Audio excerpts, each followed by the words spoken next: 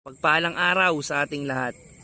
Siyempre, hindi na ako magpapaligoy-ligoy pa. Ito ang ating Bible verse ngayong araw. Sabi sa salita ng Diyos sa mga taga-Kolosas, chapter 3, verse 23 to 24.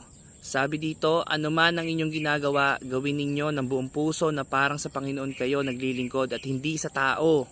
Sapagkat si Kristo ang Panginoong pinaglilingkuran ninyo at alalahanin ninyong pagkakalooban kayo ng Panginoon ng gantimpalang inilaan niya para sa iyo. Kapatid, ito yung panghawakan natin kasi marami ako napapanood sa sa iba't ibang social media, no? O sa iba't ibang app na nagdidebate sila. Bakit sila nagtatalo-talo? Kapatid, hindi natin kailangan pagtalunan yung mga paniniwala. Hindi naman ang relihiyon, hindi yung pastor, hindi yung pare o kung sino man tao yung makakapagligtas sa atin.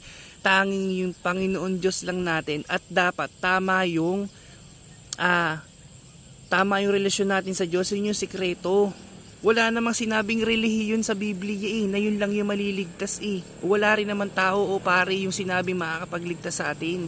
Nandyan lang sila para gumabay at dapat tama lang yung sinasabi nila, hindi kasiraan sa bawat isa. Dapat tulungan tayo, dapat magpalakasan tayo kapatid, hindi yun ang sikreto. Ang tanging sikreto, dapat tamang relasyon natin sa tamang Diyos. So God bless sa inyo lahat.